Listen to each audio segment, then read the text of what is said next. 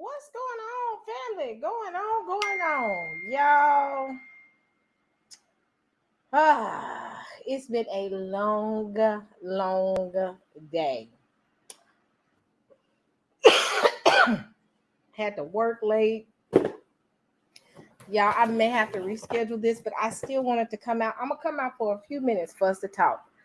I've been doing so many lives for the past couple of days. I'm like, but I'm sorry, y'all. I apologize. It took thanks to Ruhama. Ruhama had pinged me. Because I promise you, I was in the house. I was getting ready to, I had just walked my dog. I was getting ready to clean my kitchen up before I go to bed. My nighttime routine is clean my kitchen up. Because I'm one of those, I can't sleep with my kitchen being messed up. I cannot, if my kitchen's not clean, I can't sleep. So I gotta, I was like, I'm empty the dishwasher, put some new dishes in there, and because I actually worked from home today, y'all. I was gonna go into the office, but I decided to work from home today, all because when I got done with this live last night, I ended up my my daughter was still up, so we ended up watching a movie last night till 3 o'clock. I didn't go to bed till like 4 o'clock this morning, and I said I am not gonna get up and get ready for work and have to catch a train, get to work, get there on time. I said I'm gonna actually work from home. So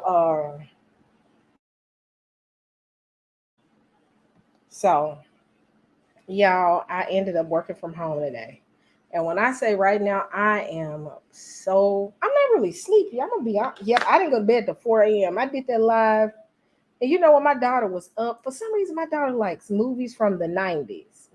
So she had me up watching It's a Thin Line Between Love and Hate with Regina King and Martin Lawrence. Y'all, why was I watching that movie and I got depressed, honey? I got low. Y'all know why I got low? Watching that movie made me realize how old I was. Y'all, Martin Lawrence looked young and skinny. Lynn Whitfield looked young. Who else was in that? Bobby Brown was little Bobby, and he looked young. I was looking at all of them, and I said, "Oh Lord, we old. Saints, we old." And it made me realize I was like, when I went to see that movie, the movie came out in '96. I was 17 in '94. So I was 19 when that movie came out. And I actually went out on a date to see that movie. I remember who I went on a date with to see the movie, and I was 19 years old. Yeah, I got low. Ooh, I got real low. Because I realized, I said, oh my gosh, in 4 years, y'all, can y'all believe it? In 4 years, I will be 50 years old. I am 46 years old, Saints. It hit me. I said, oh my God, my youthful days, my 20s. Yes, I will be 50 in 4 years. I am 46 years old, Saints. 46. Can y'all believe that? Can y'all believe that? 46. And that's not old, but I'm just talking about the amount of time has passed by. Oh my goodness, the amount of time that has passed by. Y'all, I got low. I was watching the movie. I remember the scenes. I remember the music. I was like, oh my gosh. And my daughter was loving it. Uh, my daughter was loving the movie. She was laughing so hard. The funny scene for her was, and we'll talk about reparation.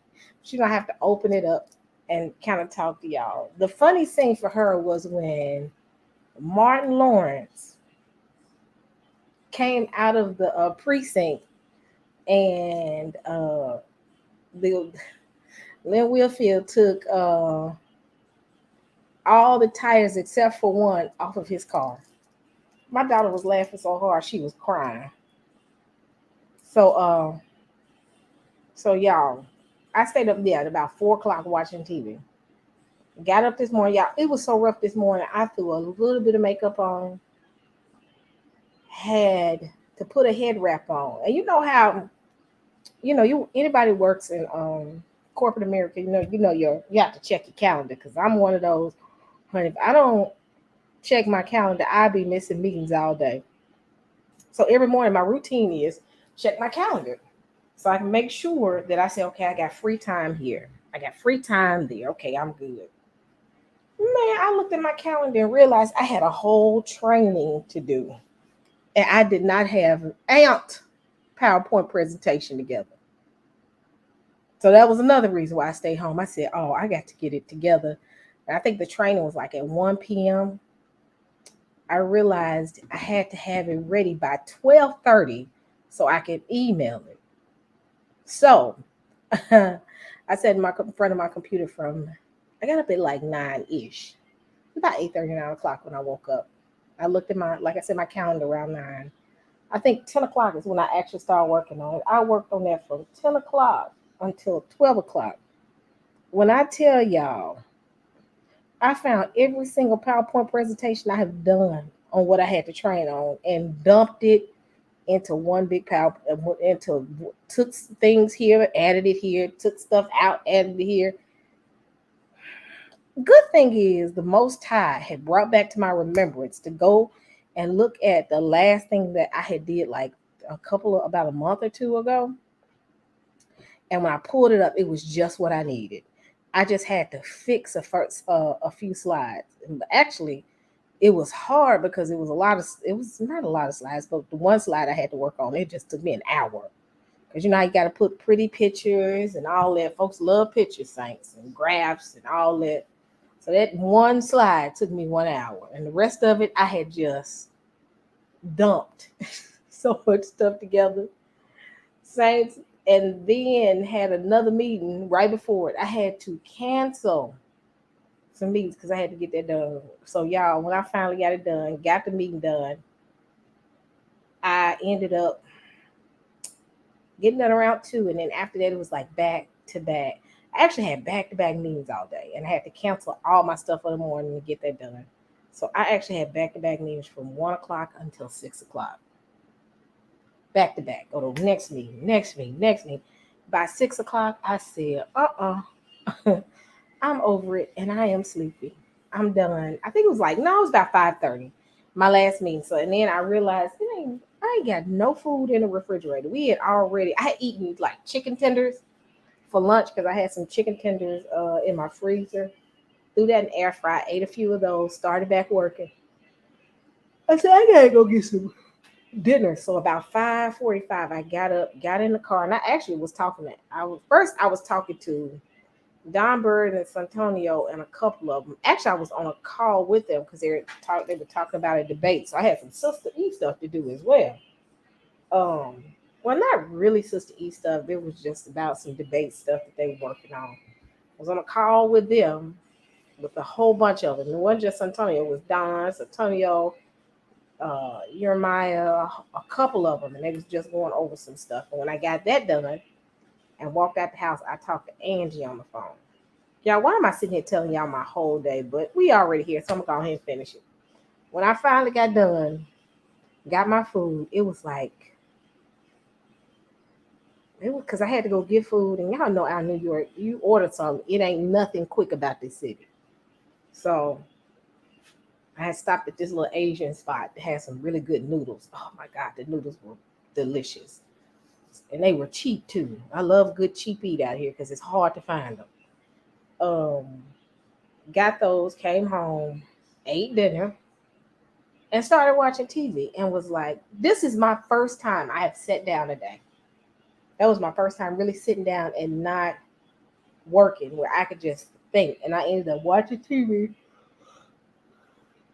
And Ruhama texted me and said, hey, you have a live. And I said, oh my goodness, I forgot. I need a calendar just for my live. So we're here now. So we can talk about this a little bit. Because now Saints, I ain't gonna be out here at 11. So I'm a clock and my time, I'm gonna be out here for 1 hour. I'm gonna try my best to do 1 hour. Lately I've been doing good. I wanted to talk about reparation. Reason and it ain't nothing like formal. It's just a conversation. what I have noticed is the discussion for reparation has ramped up. You have certain groups that are talking about it, but what kills me is this. What pisses me off to the highest level of festivity, and excuse my language if some of y'all think this is cussing. Um, Ruham, I said, are you dropping the link? Saints going to bed tonight. Because when I get done with this live, I'm finna finish up on my little kitchen and get ready for bed and call it a day and got to get up bright and early to be in office on tomorrow. But who is the fighting the hardest and saying that we don't need reparation? It's our own people, y'all. Our own people. Our own people are the ones that are kicking against the, what they call it, kicking against the pricks. I think that's what they say. They're the ones fighting the hardest. Um, so that's what concerns me. You know, going to Clubhouse, listening to some people, and I've heard people say dumb stuff like, I don't need the government to give me. We use the wrong words. And what I've learned since I've been in this community, your words have power. You got to watch how you say your words. Um, I sent you some news articles about Russia to your email. Okay, I'll check it out. But we use the term give, giving me, like you're giving me a handout. And I had to stop somebody yesterday on Clubhouse. And I had to say, they're not giving us anything. If anything, our ancestors gave them something. They owe us. And that's how we have to look at it. When we look at like, oh, the government is giving us a handout. No, no, no, no, no, no, no, no. The government took from our people, got free labor, and they're benefiting off of that wealth. If anything, they were looking for a handout, and we gave them, our ancestors gave, not gave, they took our ancestors and made them work. No pay, no nothing, no land, no nothing. They was forever slaves. And now when you say reparation or restitution, oh, I don't want the government to give me. You are owed this. This is a payment that is owed to our people. And if our people don't, our minds have to change. And the thing is, what's so crazy and diabolical about this system? The things that they did hundreds of years ago are still affecting our people now. The psychological damage that they've done, that you're sitting here and you saying, well, we ain't gonna get it anyway. And if we give it, it's gonna be some strings tied to it, attached to it. Wait, hold on. Why has it gotta be negative? I don't want money anyway. What if we get out here and we go and spend? If the niggers want to go and buy brand new Lexuses with the money that they get, let them buy it. Let them buy what they want. Don't you let them do that type of psychological warfare on you to make you feel like, oh, you don't need that money. That's a slave mentality. Because what you're saying is, I need the slave master to help me manage my money. Or my slave master told me I can't manage my own money. I'm going to go out here and spend it anyway. That's foolish. I got real mad and I went off because he was like, we don't even know what the slave mind. Stop with that plantation mentality. Because that's a plantation mentality to think that our people are not intelligent enough to manage. Y'all can't manage that type of money. And see, the slave master has gotten so, and I'll say it, and I don't care, and they can clip every word I am saying. When I say the diabolical psychological mind games that they have played with our people throughout centuries, that now that the door is beginning to open, what people are actually talking about reparation, we go into that slave. Well, Mouser said, that's what they sound like to me. But what they're saying is, you're not intelligent enough to take and handle that type of money. So I'm not going to give that, like I'm too. Can't give me my money. Give me my money. I don't care what I buy. I can go buy, if I take my money and go buy every sneaker in the world, that's my business. That's it, slave mind. That whatever I do, I got to check in with you and they got to validate, yep, you're doing it right. You can't tell me what to do. Because what people don't realize is white people mess over their money too. Don't play with it. See, we're taught that we only mess over our money. They mess over their money as well. But see, we're in that mindset. Psychological warfare, saints. You don't need that money. And the thing is, it's our own people that are fighting against us. And it just hurts me. And it pisses me off. And then another thing and I'm in a mood. Y'all feel like hearing me rant and rave right now? Because I feel like ranting and raving right now of some of the foolishness I have seen when it comes to this reparation conversation. So, I was in a clubhouse. Y'all feel like hearing me rant and rave for the next, I give y'all 10 minutes of me ranting and raving. Are y'all up for it? Tell you about these plantation.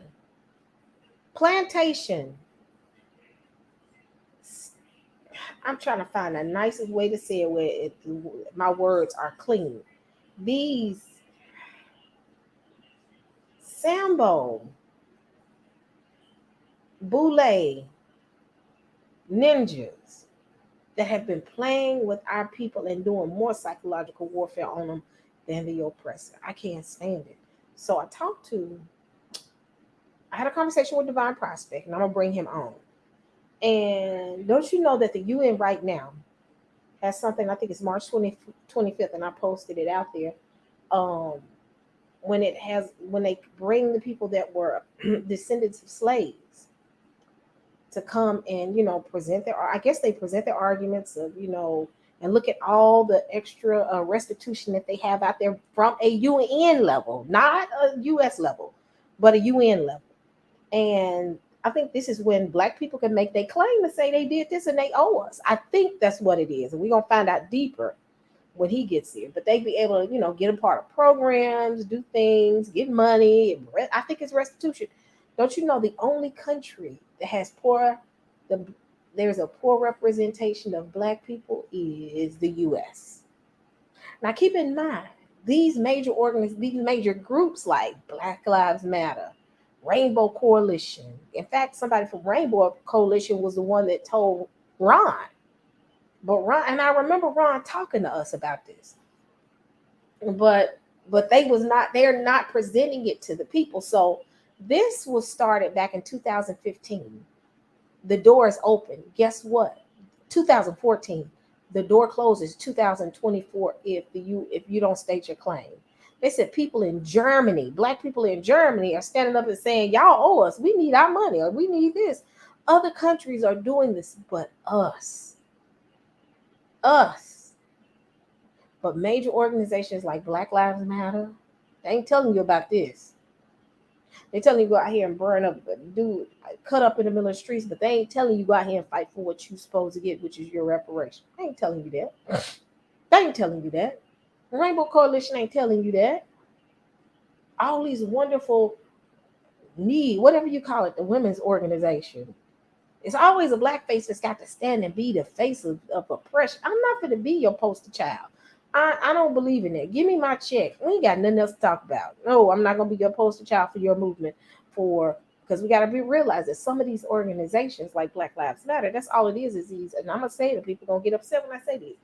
These white liberals or just white people in general, we go in, destroy our neighborhoods, we tear them apart, and guess what? They go behind us and buy up all the property and fix the neighborhoods up. These are liberals that have all this. It's heavily a part of gentrification. Don't play with it. It's a psychological game. This is psychological warfare, and it's our Black representatives, not all of them, but some of them, that's not standing up and saying, hey, I don't want your organization. I want my check. That's what I want. Keep your Black Lives Matter. Keep your Rainbow Coalition. Keep all this foolishness. Give me my money, though. That's what I want. And people like, and what's so crazy is, y'all, I was saying that people in Clubhouse was like, what you going to do with that money anyway? Money has no, I'm going to tell you something. Some of these Hebrew Israelites are just as brainwashed than Christians. I was listening to them and I said, they sound like these Christians. They had a mentality of our reparations is these law, statutes, and commandments. We truly ain't gonna get restitution until the Most High comes, which is fine, and I agree with that. But the way some of them were putting it was like, don't worry about what's now. Who this is a plantation preaching. Don't worry about what's going on over here, because on the other side you're gonna get your blessing. That's plantation preaching. I was like, no, I want my blessings on both sides. And they kept pulling up Deuteronomy curse. I'm not dwelling into the Deuteronomy curse, even though I believe that it's attached to our people. But on the other side of those curses, the Most High gave us promises of blessings. That's what I'm leaning on. But these laws, statutes, and commandments, that's your in so many words, it's like that's what you need to focus on, and because true reparation ain't gonna come until the Most High comes. Huh? Most High wants us to be blessed on both sides. First shall be last, and the last shall be first. Period. But they was fighting as well. But it's just so crazy how we as a people are so messed up that we are literally gonna fight on the other side mentally by saying, no, we don't need no reparation. We ain't gonna know. I can make my own money. I don't need. And they kept saying, I don't need them to give me anything. I said, stop saying give. They owe it. When you see it from the spectrum of it's owed, your dialogue and your conversation, your mentality changes. You know, I can get out here and make my own. I don't need the government to give me anything. It's not giving. It's owed. Germany, the black Germans, they saying, y'all owe us, pay us. All these other countries, but the only country that has poor representation at the UN at this time is the US. I mean, and I do know November 5th, there's supposed to be a march up to Washington. Tariq Nasheed is supposed to be doing this event in Washington, and it's a march. I'm for reparation. I don't want to march. Why are we not at the UN standing there saying y'all owe us? Why are we? I was gonna go, but I said I'm not here for the foolery. If you're a leader, you need to be getting our people prepared to go to the UN on March 25th. If this is what I think it is, to stand and say you owe us. Marching is nothing but smoking guns. I'm not marching. I want my check. March on March 25th and go to the UN and stand before. That's the true march. Standing before the UN and saying the US owes us. That's when I'm going to say, yep, you're doing something. But why are we marching November 5th? The UN event is March 25th. So why are we marching? That ain't. And how many people? I used to live in DC, in the DC area, close to DC. It was a march every other day, every weekend. Somebody marching about something. They used to it. They're immune to it. But the true impact is marching and hitting the streets March 25th. And while the UN is going to say, hey, I need my check. Where's my check? Now, y'all, if I come up missing, y'all know why I came up missing. But that's the true march. That's what's going to make some changes. This right here, I'm like, smoking guns. I'm so tired of these black folk because they getting checks. And you got to realize that some of them don't want us to get access because they want to keep the access with them. They want to be the elite amongst us. So if we got access, they're no longer considered to be the elite. Well, game over. Most High ain't even pleased with y'all. They Pharisees. I look at these black leaders like y'all are no different than the Pharisees in the Bible. No different. Man, please, time out. March 25th, we got to do something. So, I'm gonna bring Ron for him to give us more details when it comes to this. And I'm gonna be honest, I have not had a chance to research because I've been like work has had me tied up for 3 days, but I'm gonna dig in on this site. I got that site on my community page where you can go and research it. We all gotta come together. We gotta do this right. If it means that we got to stand in front of them and say, U.S. owes us. They owe us. It's a debt that has not been paid. Y'all been sending trillions to the Ukraine and have yet to yet to pay the debt that's owed to us. I don't care. China, they owe China, but before they pay China, they owe us. I'm done. And that's how I feel. Like, man, look, I'm not marching on no November 5th. First and foremost, it's gonna be cold. What is that march gonna do? I'm just gonna be honest. I don't see the need of that march on that. I think it needs to be quiet time, think tank, figure out how we're gonna approach this on March 25th, figure out how we're gonna present to the UN and say the US owes us. But see, that's smoking guns. It's a game. I'm a dangle reparation. But guess what? March 25th, 2014, the door is closed. That means we can no longer complain. That's how serious it is. That's how serious it is. March 25th, 2014, it has not been, that's when it closes. That's when UN is going to shut down the discussion on reparation after that. Or not even reparation, but the conversation of black um, people of black descent and African Americans, or people just of African descent. I'll say it like that. That's what I meant. Um, I guess the meeting on March 25th. You know, our black leaders telling us, yes, 2024 is the last day. It's the cutoff date.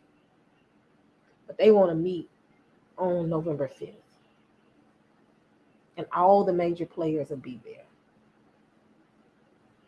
That's all y'all doing is meeting to figure out how y'all can keep us from knowing what's really going on. That's how I look at it. Boule niggas coming together. I don't trust it. I don't trust it at all. Y'all do all these wonderful blog talks and YouTubes about wealth and income, voice walkings, all of them. All this money, how can you manage your wealth? But ain't Neon Ninja had a conversation about what's going on March 25th, 2024. Correct. Ain't nobody had no conversations about that. None. None. And they know. Saints don't play. They know. And I might be, no, I don't think I'm wrong. They actually are having these type of conversations. All these programs, all these things you can do. So after I got done on Clubhouse, it's a couple of us that kind of came together. And when Ron comes on next Thursday, we're gonna have that conversation, and a lot of them some of them are gonna come into this conversation. But what I have, and y'all, I'm gonna tell y'all this: when you start having these type of conversations, this is when things get dangerous. I think that's what concerns me a little bit. That when you start making real momentum about things like this, maybe they distracted by Kanye. Let's pray that they stay distracted by Kanye. But they don't want us to have this conversation. But yeah, after we get done with this conversation on this live on next week, we all need to figure out how we're gonna get prepared for this. How we're gonna get prepared for this. How we can be able to figure out what this program is and how it can benefit us. And be like, I'm out.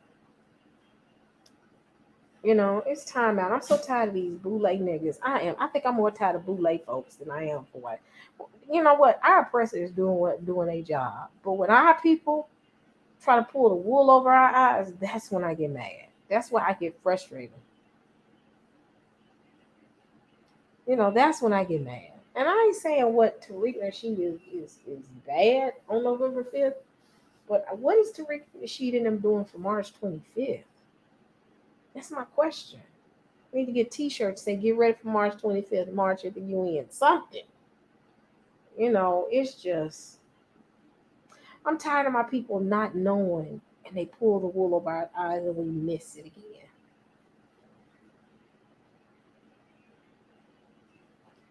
Do not go to that march for sure. What do you say? I don't understand what you're saying. Lolita, and I it's another person that reached out to me, and I need to talk to them as well. It's just I've been so caught up at work, but about this, we gotta do better. We gotta do better, and it ain't even us. These leaders, I mean, it's time out. It's time to not even hold them accountable. Just leave them. Let them do what they gonna do. Period. Because I promise you, I ain't seen none of them do a live about this. I ain't seen none of them push this. Boyce Watkins forever trying to tell people how to manage their money. Nigga, how I'm gonna manage my money when I ain't got no money? Period. Let's figure out how we gonna stop. Create black business, great. Well, why is it that nobody's talking about March 25th, 2024? Ain't nobody talking about that. Y'all, I was hot when and Ron had mentioned it. I think he mentioned it to us. And I think it was so much going on that it wasn't adding up. But it's adding up now. It's adding up 1 year.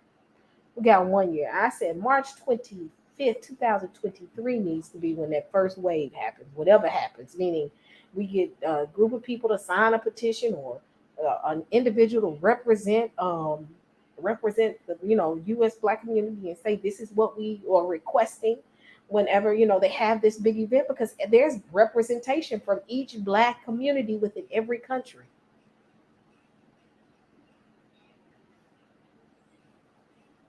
Yeah, Jay, I know it hadn't really been put out there, but all these people that are in the know and having these conversations about reparation, they got to know about this. They got to know about this. Us, we ain't gonna know about it unless we know where to look. But I know they know. So it's time out. It's time out. So I'm gonna bring Ron around and we'll have a conversation. And maybe we can all come together and figure out. Maybe the Hebrew community is gonna be the one to push this. I don't know. I don't know if it's the Hebrew community. Maybe it's us. Maybe that's why we're a threat, because we're finna say, hey, give us we'll be a bunch of Moseses. Let my people go. Yeah, it's the whole diaspora, Garth. And I really want to go check it out and see what it's about. But yeah, we don't want to wait and miss it. We don't want to wait. Um, but again, this is when things get scary, when you start talking about stuff like this. Like us debating on who we are, that's not a threat to them. They don't care. They don't care. They don't care us debating about I'm Israel, I'm not Israel. We become a threat when we start saying, wait a minute, where's our money? That's when, and maybe people are scared to do that. Thank you, Bruce. Those bootleg leaders and organizations are just as bad as white supremacy. Yep, because they are betraying their own people for the sake of money, title, and position. They won't bring up reparation. They won't. They won't. Thank you, Bruce, for your $20 um, super chat. I'm just, but like I said earlier, this is when things get, when people start having serious discussions about this. This is when people start, it gets scary. I ain't gonna say scary, it gets interesting. Like I said, all these debates that we're doing online, they want us to continually debate. So we can stay, I'm gonna be honest, and argue that I'm Israel, let's move on. When we start moving on and start saying, okay, let's have a real discussion, and that's when it's a problem. Us praying from the rooftop that I'm Israel, man, please, that's the least of their words. They least of their words. I'm gonna be honest. I'm the more I look at this, that's the least for somebody who's not a believer. Now, those who are believers, they get a little worried because they know what comes behind. But even those, they look at their money is gonna be able to save them. That's when we become a problem. When we say, okay, that's fine, but where my check at? Where my money at? The deadline is March 25th, 2024. I want everybody to pass the word of what's going on because it's time out. Well, they have it every year. It's an annual event. Angie, somebody was asking. It's an annual event. Let me go. Let me see if I can find the site. Uh, and I remember Ron telling us about it, but again, maybe it wasn't the season for us to talk about it. Let me see. Let me go to my page. Oh gosh, y'all forgive me.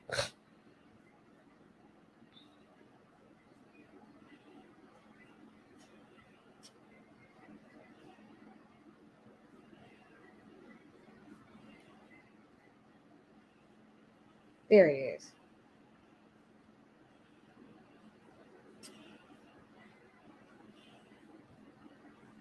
Let me share my screen. I'm moving a little slow today, y'all, so because I am so sleepy. Uh, and it's on my community page. But you see, when did it start?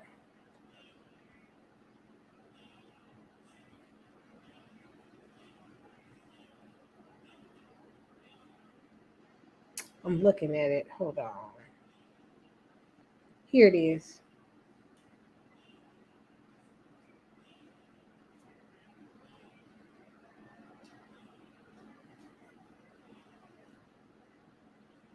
So I'm gonna do some research and figure out what's going on and how this can be impactful to us. Um, and I'll let everybody else do their research. I'm gonna put it in the chat. Everybody do their research and let's come together and talk about it. I really believe reparation is going to happen more so on a global scale. Literally, I really believe reparation will only happen to us for us if, let's say, the UN makes the US pay us. US ain't gonna do it. Y'all, we gotta come to the realization US is not gonna do that on their own. They're not gonna do this on their own. They're gonna literally. I don't know if anybody. I think, and we'll talk deeper because, like I said, I'm just not learning about this. I'm gonna bring Ron Shields on next week because I know he's been. Um, but just I want everybody to start kind of doing their own little research and looking into it, and we just come together.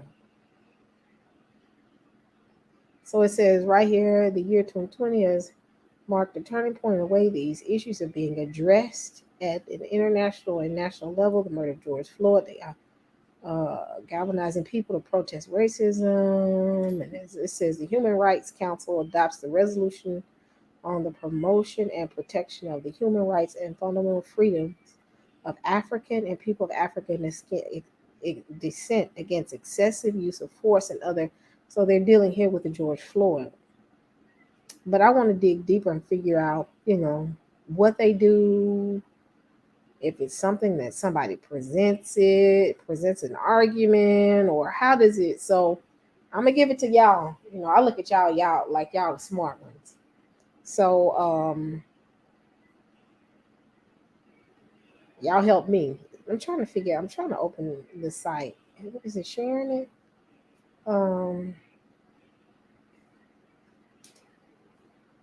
It says reaffirming, recalling. It's a bunch of little things in here, and I'm gonna have to read it.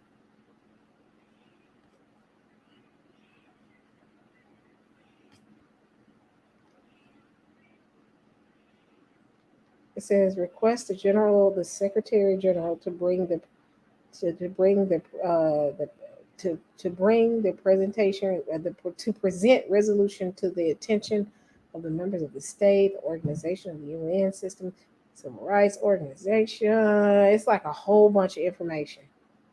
So we're gonna have to dig in, family. We're gonna have to dig in together. And it's not showing my other page. So I'm gonna drop the link for anybody that knows. I'm gonna give y'all 30 minutes. I'm gonna treat this like it's work. Like I done spent 30 minutes and I'm finna give 20 minutes question answer conversation. So I'm dropping the link. Come on in, Saints. Come on in. Anybody that can provide insight. We're gonna have to do our due diligence. Understand, ain't nobody. I'm sorry, I got to get my dog. He is doing the most. Ain't nobody gonna hand us nothing. And these leaders show ain't finna fight for us. I don't think. I don't trust them. So we gonna have to look into it. So anybody got anything to add? I'm opening the floor.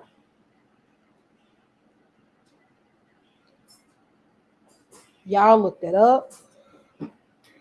It's time to start investigating. It's a document out here. And we can all read it together. I could do a side conversation outside of YouTube. We could sit and talk through it and read the document and lay out a plan. I'm real good about a plan, but I need help. I'm going to tell you this. We as a group would have to do this as together. We can't look for one person to get us through it. Because what happens is that one person can do so much.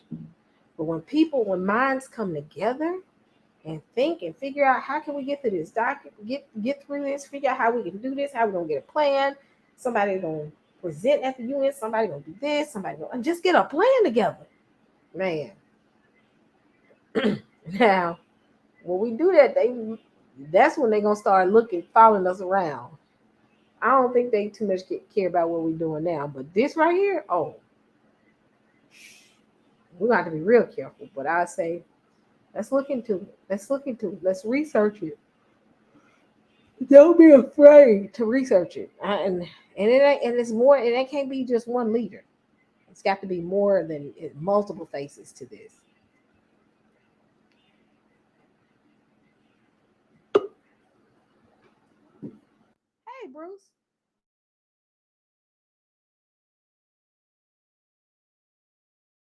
Hello, Bruce. Praise the Most High Yah and the Son Yeshua HaMashiach. How you doing, Sister E? I am good. How are you? Well, thank you. I don't have much time, but I just, you know, these people talking about we don't have to be given anything. No, these reparations. They are owed to the Negroes, not only in the U.S. but across the four corners of the earth who were put in slavery. You know what they don't understand is the Most High Yah is a just and righteous God, Yes. because He has to judge righteously. You know, and the Negro who was shipped to the four corners of the earth, brought on ships to the U.S. and across the earth to the four corners, and built the buildings, and worked in their fields and took care of their children, and just deprived of every opportunity until after the Jim Crow era, and then still after that. And so I just want to read James 5:4-5, if you don't mind, and then I'll be off. But those people who have that mindset, I just want them to consider what James 5:4-5 says. And it goes, "You refuse to pay the people who worked in your fields, and now their unpaid wages are shouting out against you." This is the Most High. This is Yeshua HaMashiach, the Most High, showing the condemnation of these wicked white supremacists. The Lord, all powerful, has so and heard the cries of the laborers or workers who harvest your crops. Verse 5, while here on earth you have thought only of filling your own bellies or stomachs and have a good time, but you are like fat cattle on their way to be butchered. And that's the CEV version. But my point is, those people who speak foolishly, or not necessarily, and I want to be disrespectful, unlearned, they have to consider what we went through, how we built this country. And then even after we fought in every war and then came through Jim Crowism, and you have the audacity to say you don't want anybody to give us. No, they owe us. Just like you said, Sister E, they owe us. And that's all I really wanted to say. All right. Thank you, Bruce. And you're right. They owe us. I mean, I ain't even saying it ain't. I get tired of people. I think I'm hitting that brick wall. I'm tired. I'm tired of this. I'm not looking for a leader. People be looking for almost a earthly messiah. No, sometimes the Most High put stuff in front of us and say, "Okay, I'm gonna open the door, but you got to walk through it as a group." This country has done enough. I mean, you sending trillions and trillions upon trillions of dollars to the Ukraine and have yet Right. to pay your debt to us.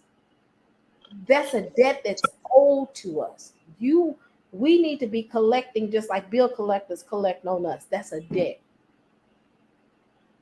And yeah, and then they have their puppet politicians in place, or like you say, the boule people, to quiet down the masses. Yeah, Yeah. sure. Go ahead and march. Go ahead and protest. But don't bring up reparations, because we got plenty of leaders in the media, but they won't bring it up because Why? Why they won't bring it up? Because they have their marching orders by those people who's running this. And I'm not going to bring up their names because I don't want your channel to get messed with.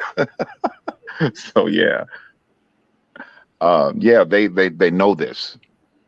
What bothers me is these the people in making comments that I don't need anybody to give me anything. No, Yep. our ancestors are crying out, you know, and that's what the scriptures are saying. They're crying out, and the Lord, the Most High Yah, and His Son Yeshua HaMashiach has heard it, and no matter what you say, they're going to give it. It may not be timely as we want it, but yes, oh, they're going to give it, or those scriptures are a lie, or the Most High Yah's a lie, and we all know that is not the case. So they will be giving us reparations. Bless you. I gotta go. Get Thank back you, to Bruce. work.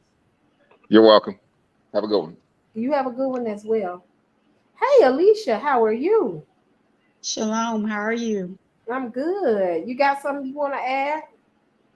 Well, I wanted to say to everyone, for me personally, I feel like the Most High uses people to do His will.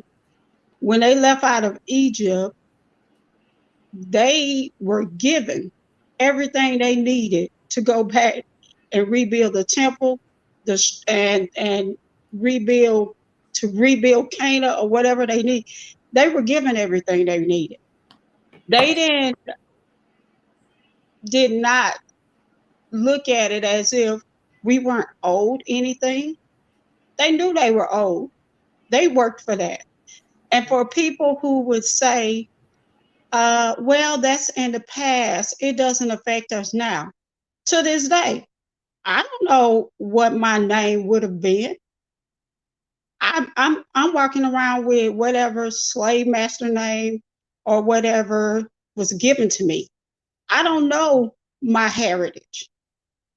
I can't go pinpoint the African village. I know my heritage as far as I'm Hebrew, but what in Judah, I'm learning that.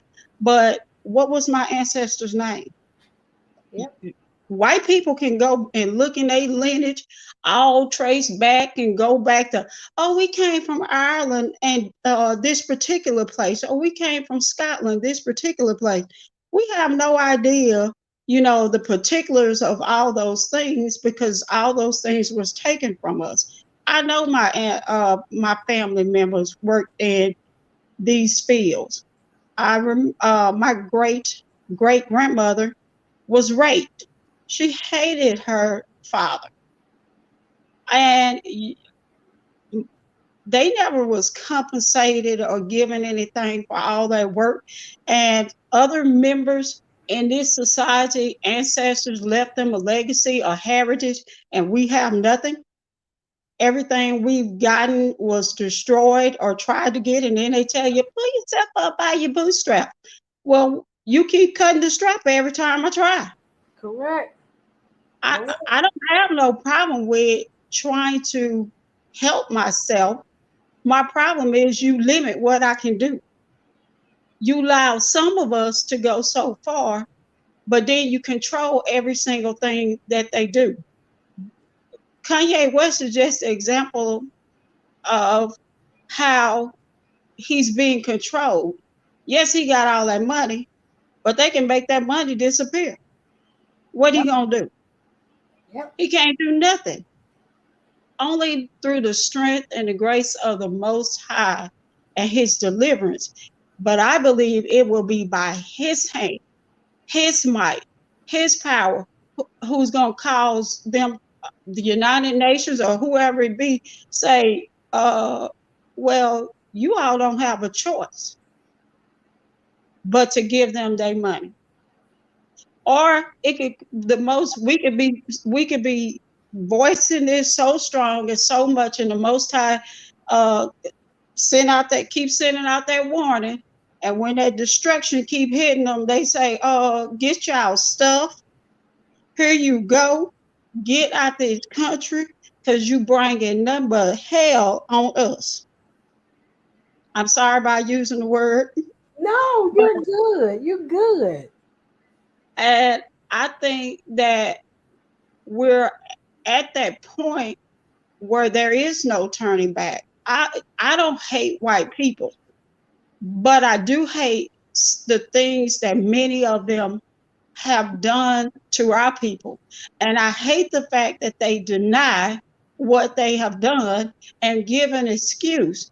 I had I worked for a company, and I was bought in the office because a lady told me, she asked me to calculate something for her. And I was like, I don't have time for that. You can do it. Well, you need to find me somebody who know how to do their job. I said, are you asking me or are you telling me? Because at that point I was tired. She said, I'm telling you, you need to find somebody who know how to do their job. I just politely told her, you need to go get somebody else to help you. Because you're not telling me what to do. I'm grown. Yes. I don't care who I work for. I am grown. So she went in with her crying. The manager brought me in the office. I say, look, do not come telling me about all this. I don't. He said, well, you should have got one of us. I don't need you to speak up for me. Correct. I do not need you to defend my right to be respected. I can do that. I didn't sign no paper that said I had to be disrespected. And I said, do you realize I have people that will come in here, white people. I would reach my hand out for their money because I was a cashier at the time, and they would put the money on the counter, but expect me to give it to them, put it in their hand. I said, well, dang, ain't this a lot of disrespect? And I told him at that point I was tired of being treated like that. And he said, well, I didn't realize. He said, were they older and white? An older white lady? I say, yeah, she was. And then he immediately went in there and started telling me that Caucasian men is being blamed for everything. And it's like, it's reverse racism now. I just had to go to another place because I was getting very upset. But they don't even realize, some of them don't even realize that they're being racist or prejudiced without even thinking about what they're doing, because it's normal for them. And Yeah. they don't, that they're supposed to pay for any of that stuff. Right. You're right. Because the thing is, I don't see that. I don't think they see that we're human. You can't. They made it. They have not. The situation happened during the time of the era of slavery. You've dehumanized them. They're not human to you. So, and that's what I feel like. Y'all don't see us as humans. You don't see them as humans because when you put that human element in, it makes you look at things different. I don't think they still look at us. I don't think they look at us as if we're human. And maybe that's why they feel like they don't owe us anything. Correct. You Correct. you you were like the cow. I don't owe the cow. Why I gotta pay you? Because cow did what it was supposed to do. That's how. Right. That's how they think.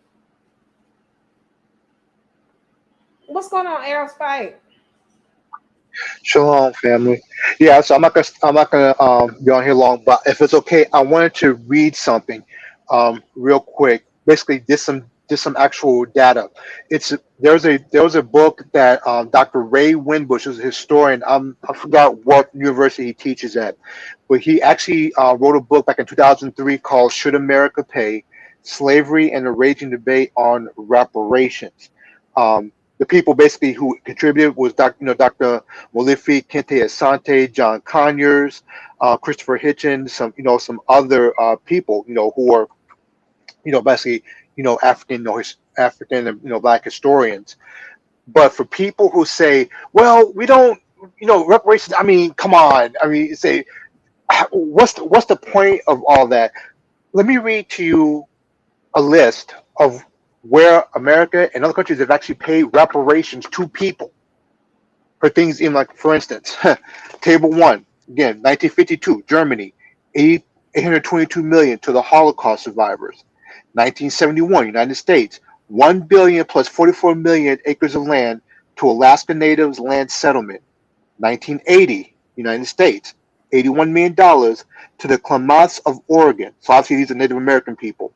1985, United States, 105 million, Lakota of South Dakota. 1985, United States, 12.3 million to the Seminoles of Florida. 1985, United States, 31 million to the Chippewa of Wisconsin.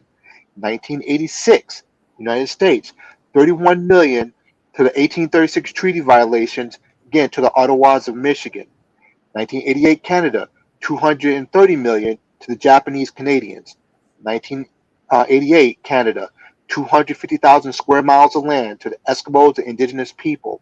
1990, Austria, 25 million to Jewish claims on Austria. 1990, $1.2 billion to Japanese Americans. So to say that, well, we have to do studies on things like that, for sure, they've already done it. They've actually, we actually have the numbers right in front of us that tell us that you don't need to do a study about this. You've already paid reparations to other groups other than us. Correct. So you can't, again, Sister Alicia was saying, they don't see us as human beings. So they're like, no, you don't. I mean, what have you done? This was 150 years ago. I mean, what's the point? A lot of stuff was a long time ago to still, make it right. And if it's okay, can I read this passage from the book real quick? Is that okay with you? I'm opening the floor for everybody who has a comment. Sure. Okay. It says, Talisha, the book is called Should America Pay by Dr. Ray Wimbush. Now I'll get the Amazon link and I can put it into the chat. Okay. And this is says, many people are unaware of the discussions of reparation for African people has a long history in the United States, going through 3 distinct stages with a nascent 4th beginning in 2002. This book was written in 2003. Stage 1, from 1865 to 1920, included the United States government's attempt to compensate its newly released 3 million enslaved Africans from bondage. This period also saw Callie House's heroic efforts at establishing the Ex-Slave Mutual Relief, Bounty and Pension Association, when she organized hundreds of thousands of ex-slaves for repayment from the government. That's 1865 to 1920. Stage 2, from 1920 to 1968, saw Marcus Garvey, Queen Mother Audley Moore, and numerous Black nationalists press for reparations by educating thousands of persons about the unpaid debt owed to Africans in America. This is the period during during which the reparations movement was seen as a Black nationalist endeavor, and civil rights organizations saw its goals as being unrealistic and extreme. Now, that's what we talked about. Some people saying, well, we don't really need reparation, and this is our people saying this. That's that side. And then, but when we talk about it, we begin to sound like, again, Black nationalists. And those are the people, all of a sudden, the camera, those little cameras all of a sudden go on their lives to see, like, what you about? Because when we start talking about money, that's when we're considered a threat. Marching and saying we're Israelites and everything, that don't mean nothing to nobody. They're like, great, let them yell. We don't care. When you start talking about tangibles, all of a sudden now you're a problem. Yep. Okay. Stage 3 began in 1968 and continues today. The founding of several Black nationalist groups, including the Republic of New Africa, that's in 68, the National Coalition of Blacks for Reparations in America, 1987, and James Foreman's quote-unquote Black Manifesto, 1969, which demanded $500 million from Christian churches and Jewish synagogues, served as catalysts for launching what some have called the modern reparations movement. Randall Robinson's 2000 book, The Debt, aided in moving the discussion into even wider circles, as did the continuing attempt since 1989 by Congressman John Conyers to appoint a committee to study the effects of slavery upon the United States. I believe that stage four of the movement began in 2002 with the filling of several lawsuits against corporations and ultimately the government. We know some of those corporations would have been like Chase Bank. And I can't remember some of the other ones who were, I think Pastor Kelly talked about them, of these other places who were directly involved with the transatlantic war, and they're still around to this day. So that began in 2002. The legal stage was temporarily discouraged by the Cato decision in 1995, in which a liberal federal court in California ruled that suing for reparations occurred too long after the incident, quote, slavery, had happened. This still exists now. That is the basis. Again, that's what people say. This was too long ago. We don't need to do any. Those people are dead. What's the point? And I'm like, well, a lot of people from World War II are also dead, but y'all still paying stuff out too. That's so. What's your point? So yes, I would say I just want to come on and say yeah that is something again we can look at, and that book I believe is a good resource. Like I said, I can go to Amazon and I'll post the link to the actual book itself. So if you guys want to check that out, we'll get a little bit more educated on it. I think that's a good place to start. Obviously, it's not the only book, but I've actually a long time ago I used to talk with Dr. Winbush, sometime about 10 years ago or so.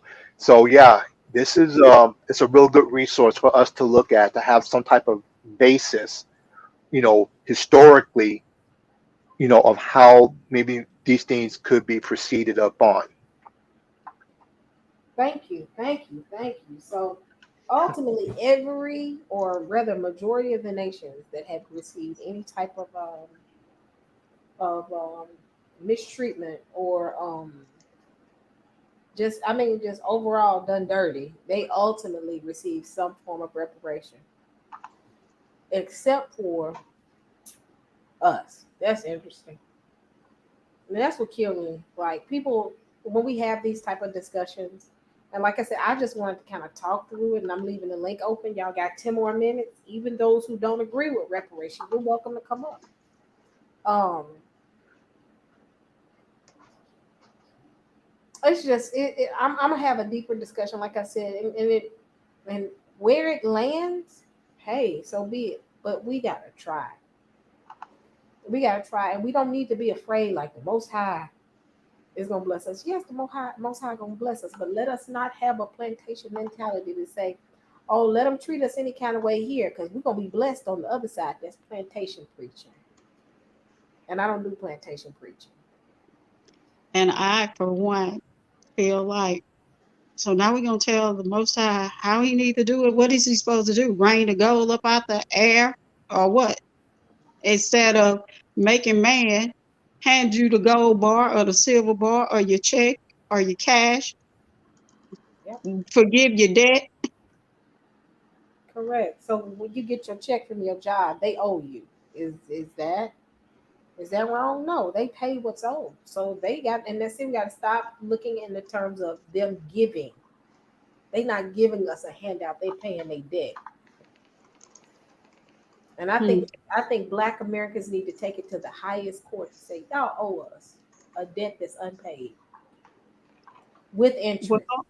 don't you believe that your father, your father, because the father already told us he gives us many good gifts. He gives it to us. And our natural fathers in the earth realm, most people, natural fathers, want to bless their children and pass those things down and be a blessing to their children.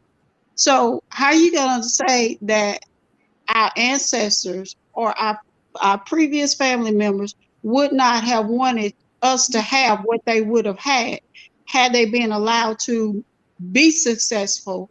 Uh, if they were owed reparations, what make you think that their children they wouldn't want their children to have their money? Correct.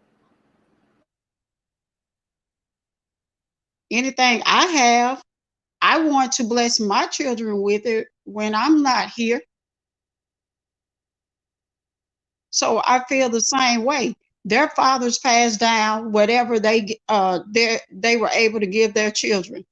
They did that. That's why many of them Hmm. have wealth. Correct. Where's our option? You took that away from us. Hmm. You destroyed every city that anybody built that was able to leave something to their children. You took that land that people got, individuals, you found ways to come into their families and manipulate them out of their land through taxes or whatever it be. Hmm. Or you just said eminent domain, we're taking it. Right. But the Father is good. I will say that, and I believe the Most High is will protect whoever voice that He needs to be the Moses of our generation to say, "Let my people go, give them what they are owed." He's going. He has the ram in the bush. Who it is, I don't know. But there is somebody that is going to be protected by the Most High to get done and be the voice, just like he's done in the past. And there's nothing that any man is going to be able to do about it. Might not be my voice, but it will be someone. You can't kill everybody. You done tried. It ain't working. Hmm. Amen. Amen. We think about, like I say, you see all these commercials. They're like, talking about life insurance and everything because for a lot of us that has been the only way we can pass down any type of wealth, to our children or to our spouses who are left and so forth. But I mean, to be realistic is sometimes people can't afford life insurance. It's like, well, yeah, I guess I'm like, for a lot of people, especially our people, can't afford it. And so it's like, what do you do? What do you do? Like I say, if we were given that which was owed, this would not be a problem. We say we would have been building wealth for the last 6 generations, and we would be in a good place. Again, like I said, when you go to, you see some of these sitcoms and stuff, when somebody's daughter's getting married, and it's like, sweetie, hey, they say, I bought you and your new spouse a house. How many of us can just say, when our daughters get married, here's the money, say, I bought you a house. I don't know nobody who was able to do that. And how many of us living in this nation, if we were given the wealth, it's not like we wouldn't have been put in the nation. We give the wealth that we do have and put it back in this nation. Yes. So it's not like we wouldn't have been participants in help continue to build this nation, but that's not how you want to treat us because you don't want us to have nothing. Why? Why? Well, we do know why because the word has showed us and told us why. But now that that is changing, and so there's not a choice any longer because this question and these conversations is coming up more and more. Yes, people want to fuel the racial hatred and the racial rhetoric so that they can squash the voice of those who are sincere about, okay, we are who we are, but we also expect to be paid, but we don't want to bring atrocities on other people. That's Correct. not our thing. We want to be loving because we've always been loving. We want to care about other people because we always been people that cared about other people. That's why the Most High say you are supposed to be the light. You will be the light, but you're trying to take out the light because you don't want it to rise. We're not going to treat you the way you treated us. Now, the Most High will deal with you. I'm sorry. That's just in His word. He will. But it's not like, oh, we're going to drag you behind the Chevy truck. Or we're Nope. going to cut your ears off. We're going to whip and chain you to a post or something. That's not who we are. That's not what we're trying to do. We are saying that we are Israel, and we are saying that we are owed what we are owed. That's biblical. That's the word, and that's just. Right. You know what they were afraid of. I remember. So don't remember back in 1994 when Nelson Mandela was, he was free when he was elected, president. You saw how a lot of the Boers there reacted.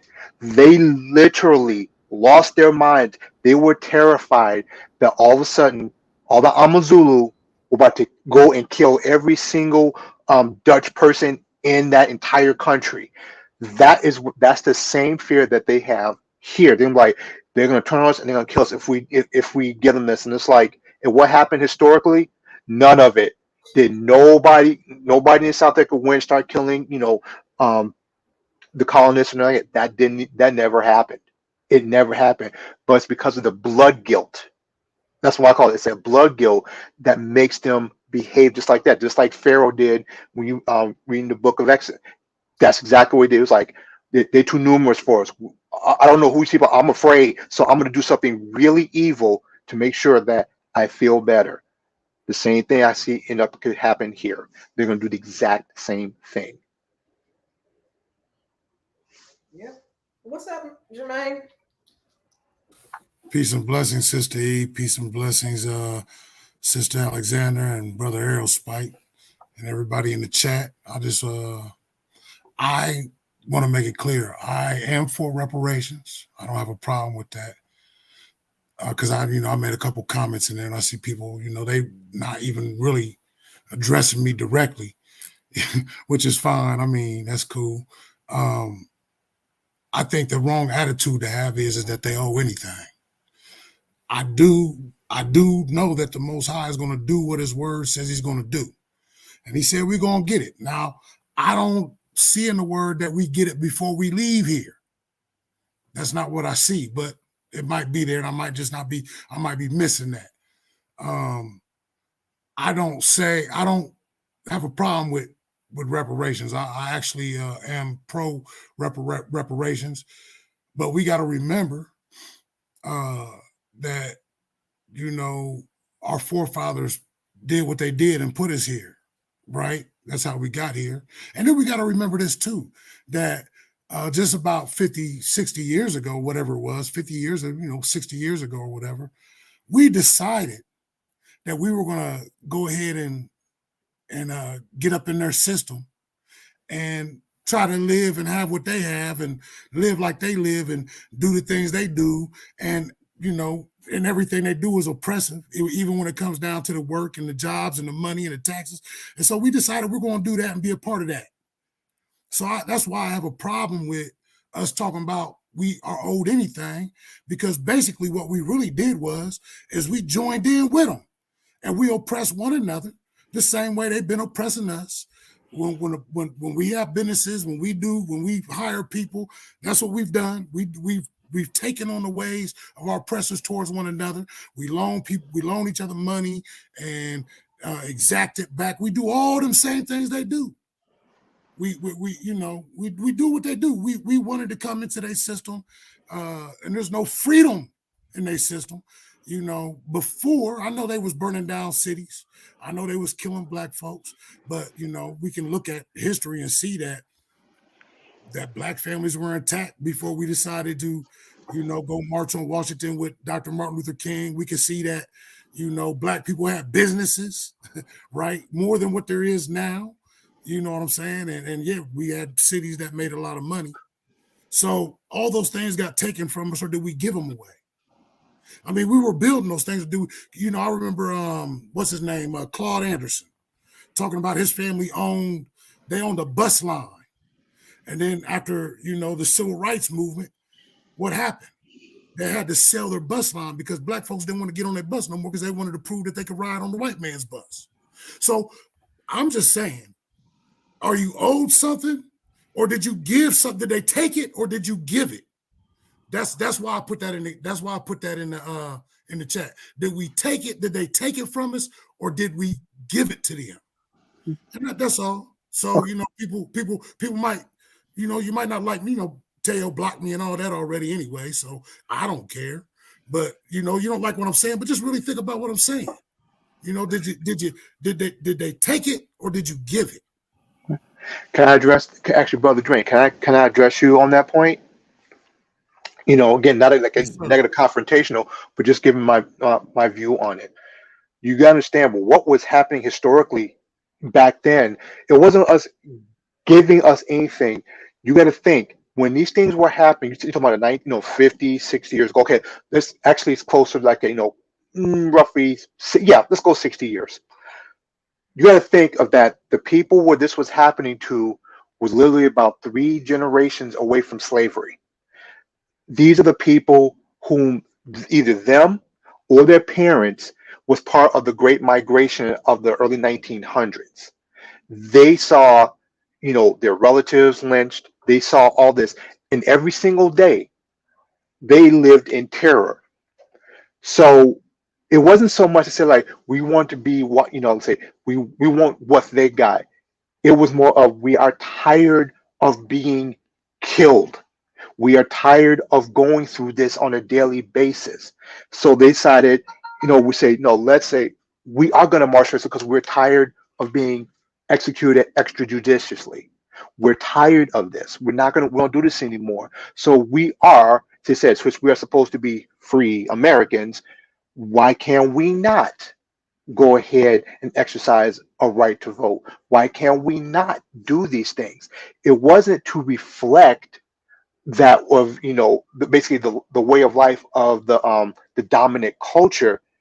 It was more of a way of saying we don't want to die no more. We're tired of being pushed, basically killed when we're trying to get things done. When we're trying to open a business and they burn it down, we don't want to do this no more. We're tired. We can't do this. It wasn't about giving away. It was more literally about how to mentally survive in a system that oppresses you on a daily basis. So it wasn't like say, oh yeah, we're free to do, we can just do anything and say, oh yeah, we're free to do this. Like no, say, whew, we've survived. And I'm showing you an example of that. My generation, my mom came from the old South. My generation is Gen X, people born 1965 to 1980. There were a lot of things that we weren't taught about the civil rights movement under what we got in elementary school because it was so traumatizing to our parents and their grandparents. They didn't talk about it. They didn't want to. It was too upsetting. So they weren't saying, so they weren't, again, why would they be so quiet about it? Because as I said, it was upsetting to them. So when they were finally able to move into the suburbs, when they were finally able to get those jobs, it was more of a cathartic thing as opposed to saying, we want to give you all, thank you for giving us all this. You don't owe us anything anymore. That's really not the case. It was more of, we have a slight reprieve. Yes, they still do these things to us, but at least we have a good place to live. Or yeah, they're still doing these things, but at least we're making more money and no one's putting us in trees and hanging us. That is more of us, as a how I see is what's happened, as opposed to simply us giving our power away. The whole thing with again, this the way I see it with the civil rights movement, when they started giving, when that other side started giving us, say, okay, we give the right to vote.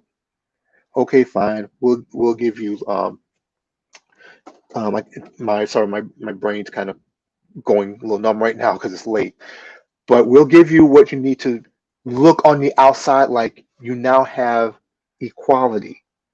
What that was actually doing was actually deflating the power of the civil rights movement, because what would have happened is this country would have been fighting a war on 2 fronts. Not only was Vietnam raging right now, and you have the white liberals who are fighting against the government, you also have black people who are also demanding, again, reparations, all these things. And they say, something, we got to compromise. Because if not, we're going to be fighting battles in the streets here at home, and we're going to be over here in another country doing this. Yep. We can't do that.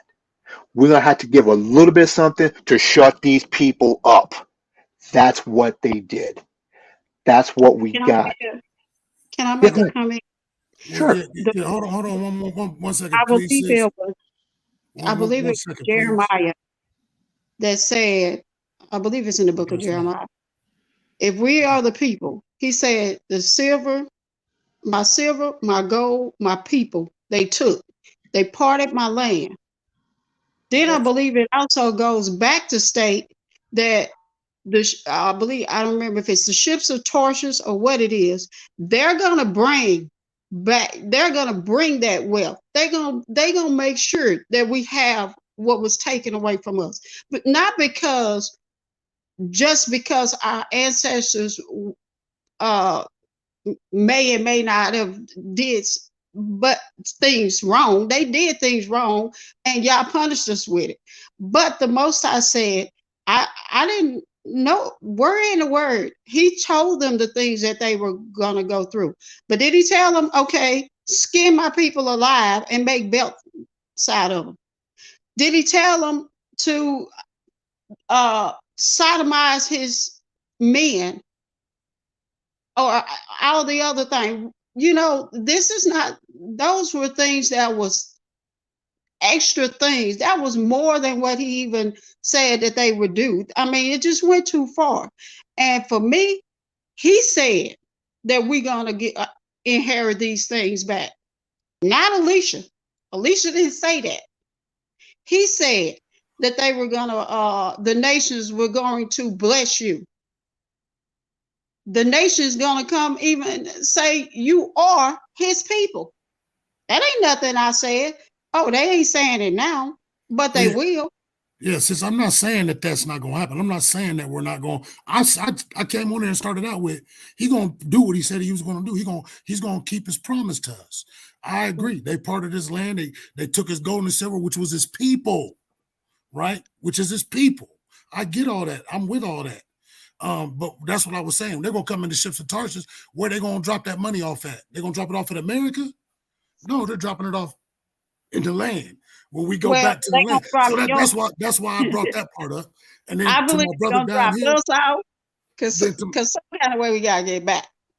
well, yeah, I mean, I'm with You know, all that. I am with and all I that. believe they're gonna drop your funds off right along with your black end, because they want you up out their land. I Right, right. still feel kind of like, because the most I say, there's nothing new under the sun.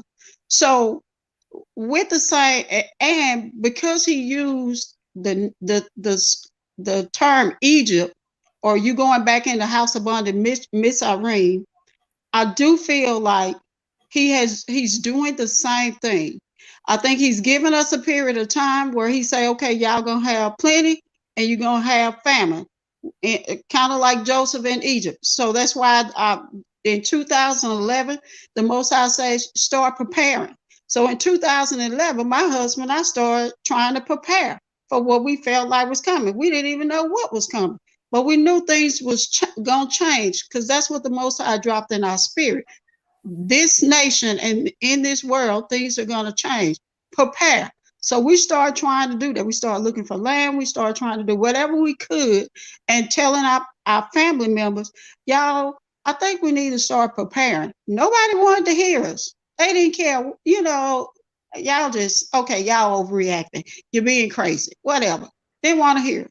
But slowly but surely, they started listening. And when 2019 hit, they really started listening. I can tell you at the time, even if I couldn't go to the store, I had enough to make sure that we can make it to the next 2 weeks, 3 weeks, 4 months, 6 months, probably even a year, just fine. Because the Most High put in my spirit, our spirit, my husband and I, to start preparing. I think we're gonna experience some of the same thing with how they did with Egypt and Joseph, having to have preparations for whatever we got to go through before we leave this land. And then when we do leave this land, we probably will be crying, because the words say, you know, you're gonna leave crying because it's destruction everywhere.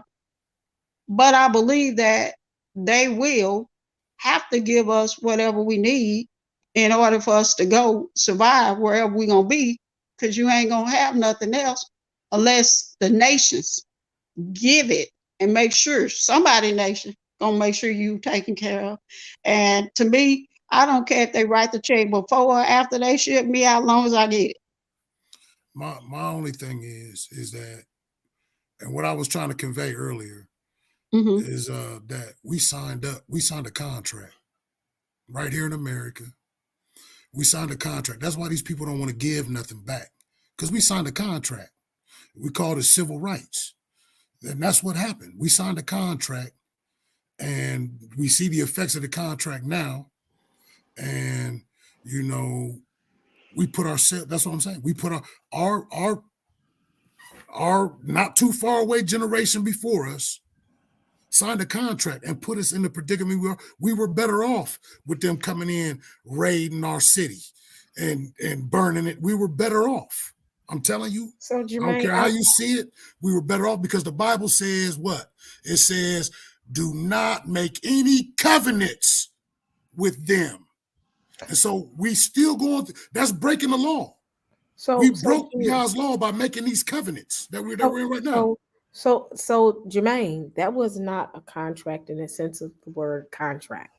Oh, yes, it is. And listen to what I'm saying. That was more of, because if you truly know the backstory of some of the reasonings of why they pushed civil rights, and Errol Spike brought up a great point, that these people were looking for a way to be protected in this land. Protected. I came from the. Listen to what I'm saying. Sister. I can't, and I'm not, and I have no qualms with your point. I disagree with your point to an extent. Coming from the South, and when you see the stories, and you see, especially when you go into Mississippi, and you see certain parts of Mississippi, and you hear the back history of Mississippi and how, you know, people were hung. You know, you couldn't go anywhere.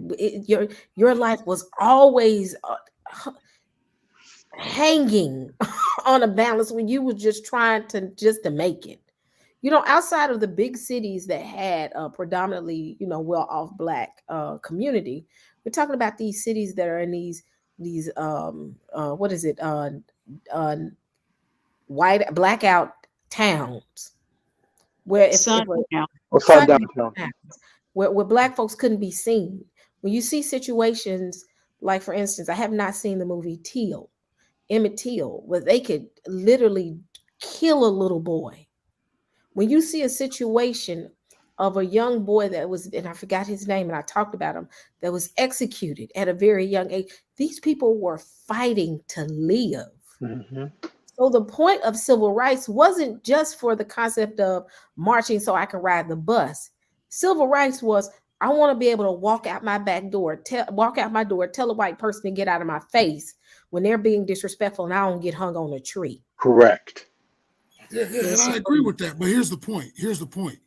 See, what we fail to realize is, and this is how we don't realize, that there's a contract in place for us that our forefathers followed that said if we kept his contract, that none of that stuff would happen to us. So that's what I'm trying to say. None of that stuff would happen to us. But it does not if we believed in the Most High, like we say we do now. Now I understand that our forefathers went through some things. That's not the point.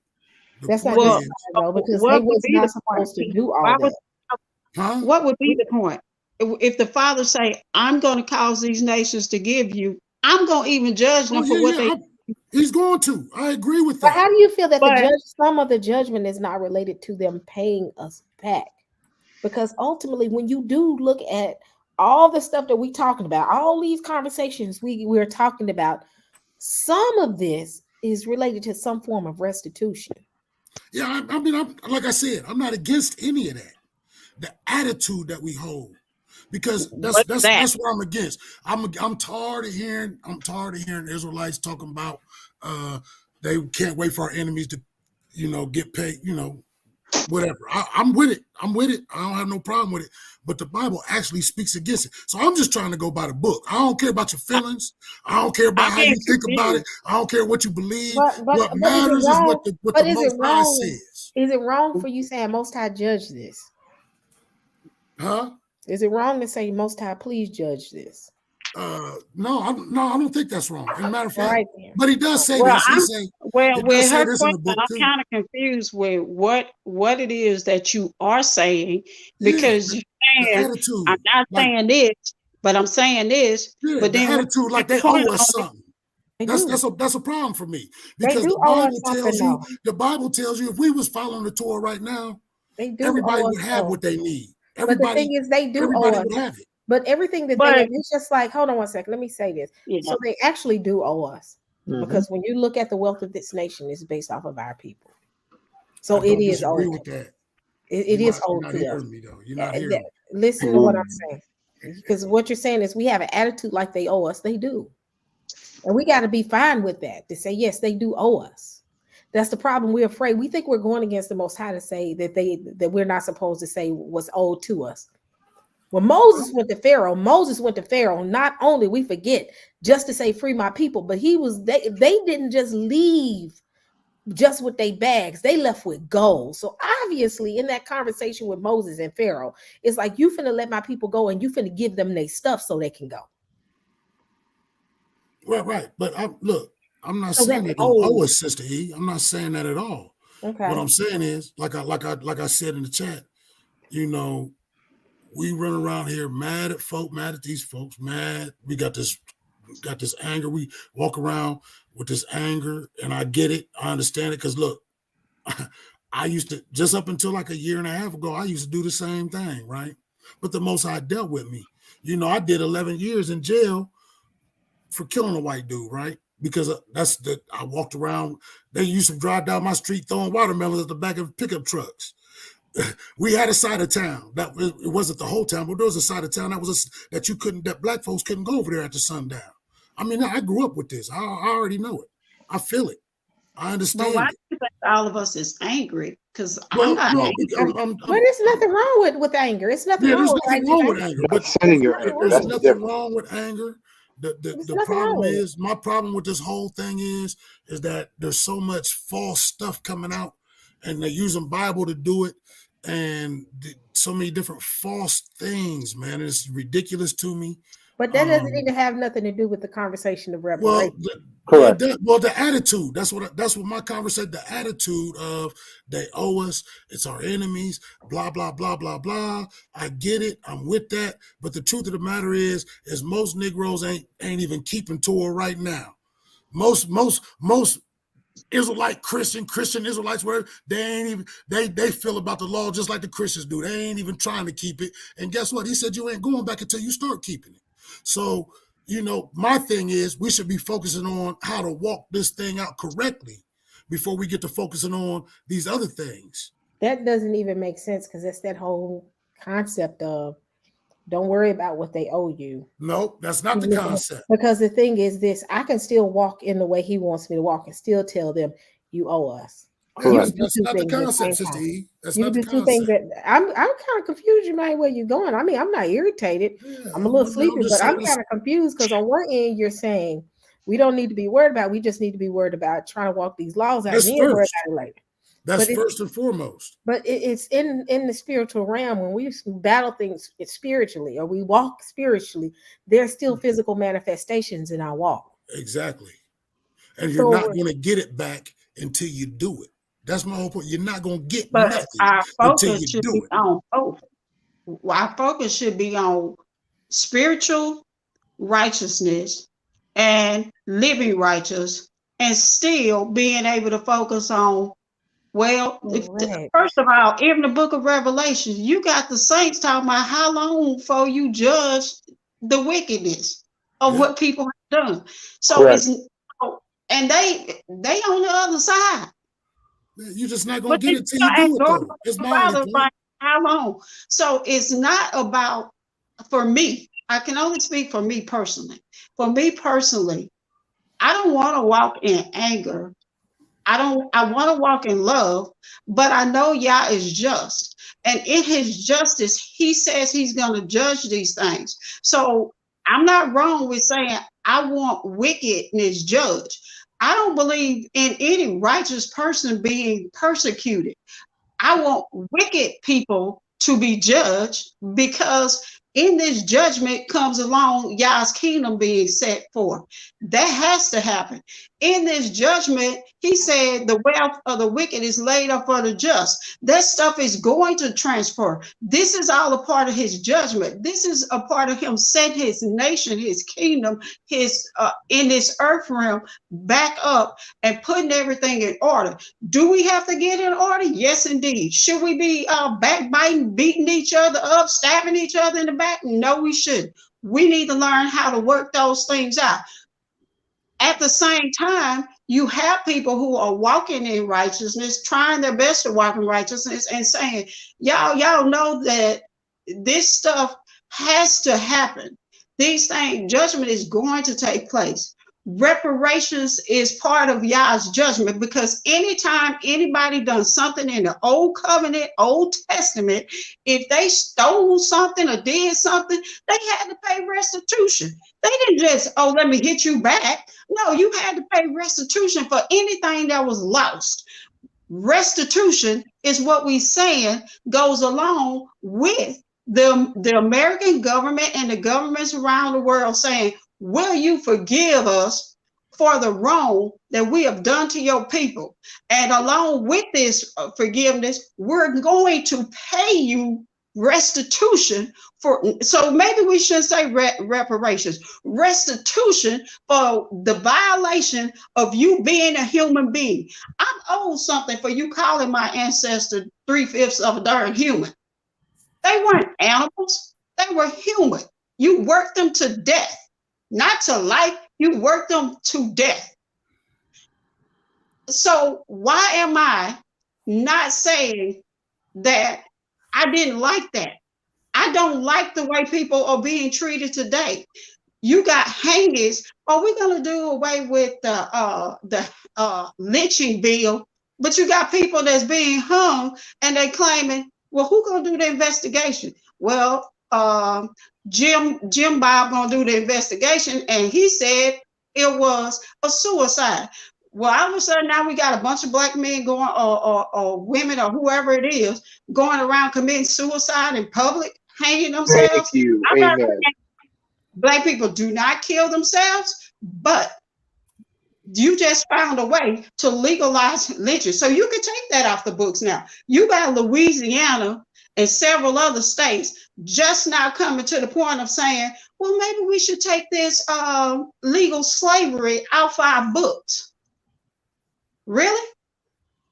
We having this conversation in year 2022. We fighting to wear our hair. What on the nation of people got to fight to wear their hair the way it grow out their head? But that's what I'm trying to tell you, sis. You follow the commandments, you ain't got to do none of that. But ain't nobody following. You following the ways of these. Jermaine, how you following the ways of these people? These people that you talking about. This is how y'all live. Jermaine, this is how we all live. Me included. We living just like they living, and that's why you can't get accepted. That's why they got you trying to tell you how you got to wear that hair to their schools. That's why it's happening like that.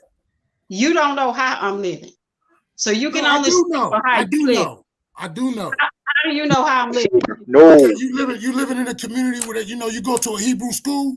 Your children go to Hebrew school. Stop, they go to a Hebrew school. My children are grown. I gotta stop. They go to a Hebrew school. Wait a minute, Jermaine. Now, Alicia, let Aerospike speak. He's been patiently. No, Jermaine, no, stop. There is no way, unless you are the Ruach HaKodesh living inside of her, you cannot know how she's living. What you're doing right now, and I'm going to have to say this, and I'm going to say this in love, there seems to be a very bitter spirit, a very judgmental spirit just coming how you're speaking to people right now. You're saying that people are keeping Torah. How do you know? Because first of all, how do you keep Torah? First of all, we do that through Yeshua himself, because he is the only one who truly kept Torah.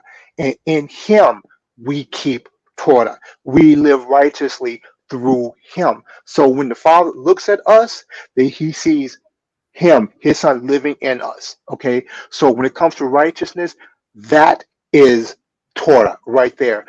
Everything else is how we walking in the Messiah. That is how we are to live. And to say that, oh, we're not doing that is to, again, to say that somehow you have a supernatural insight into the hearts of every single person in this world. And as far as I can see, you're not. So You're not. where I got a problem with this is everybody here is being pleasant and respectful. Yeah. Jermaine, I want you to have that same energy, my brother, when you go on I Berean's thought I channel. would. I want you did. to have that same energy to tell Berean the way he's treating people, he's not following I Torah. done did I that. want you to have that same energy because my brother, I've I done watched. did that. No, I've watched you sometimes and you just let them say anything sometimes, Jermaine. And I just be like, wow. But you come up here and tell us y'all not following it. Jermaine, you know I'm cool with you. But right there, you're sitting on a I'm not talking about individually. I'm talking about us as a people. So I'm how not are talking we about individuals, so because if until we we can do this, was, if we do this as a people, that's the only when we can do this as a collective front, that's the only time you think we deserve reparation. no, I'm saying what I'm trying to see. I'm getting y'all's throwing me off. I apologize. I'm not trying to be disrespectful, not trying to argue with nobody. I'm saying when I'm saying that you're not keeping Torah, I'm talking about, I said me too. You heard me say me too. So I'm not excluding me. I'm not here judging anybody. I'm telling you the way we doing this thing, it's not Torah. We're separated. We don't. That's more of a reason why we need reparations so we can get out of here so that we can be one of the what I'm saying is we do business with one another just like they do business with one another. Torah says we can't do business like they do it. These are the things I'm saying. I'm not speaking about individuals. And I'm saying the only way we're going to get what we're over here saying that we're owed is if we start to do what he says in his book, the way he says do it. That's all I'm saying. So as long as we're tied to this system, some things that we're supposed to be doing as it pertains to this book, we cannot. Based off of the environment. Well, that's why it says. That's why it says, "Come out, hurt my people." But that's more of a reason why reparation is important because, being honest, reparation will lead to the next phase, which is everybody bouncing. Well, we can live the way he wants us to live. Because you just said we don't need to be talking about reparation until we follow the book, his law, statutes, and commandments, and following it the way he thinks the way we should be following it. Then you think he's going to give it to us until we do, Sister E? But the question is, so you said that, but then you set yourself up for the fall before you even attempt to do it right. Let me replay what you just said, Jermaine. Yeah. You said we can't do this while we're in this land. I didn't say that. You didn't say that. Did he say something like that, Arrow Spike, or did I not believe that? I believe we can keep every commandment. He said something like that. He did. I heard him because I commented on it. I said he's not going to give us.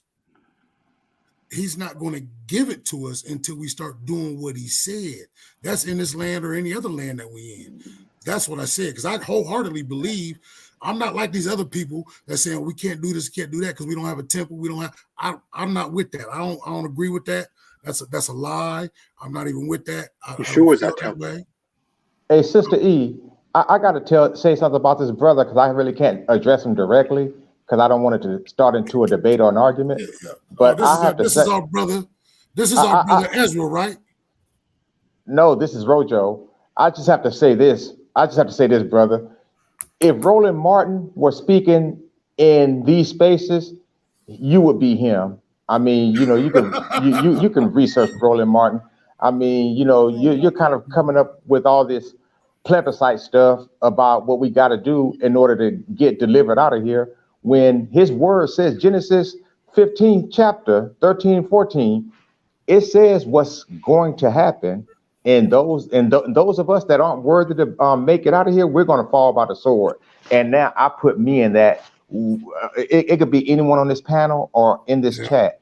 If we're not worthy to be delivered out of this land with our substance, we're going to die here. So there's nothing about. I understand. I get what you're saying. Yes, it is great to follow Torah. It is good to follow the laws, statutes, and commandments. But in this land, when Yahuwah did what he did to us, well, we did it to ourselves. But when he had to respond, because he is a man of his word. He's the Elohim of his word. If he says that you could touch lead and it'll turn to gold, you better go buy you a bunch of number 2 pencils because you're about to have a lot of gold. But the point is that he said how we would be punished. He also said how we would be delivered. So, even those that were keeping the law, statutes, and commandments, they went into judgment along with the rest of us. It's not because they were keeping Torah, because you can best believe there were many keeping Torah whose generation still fell into captivity.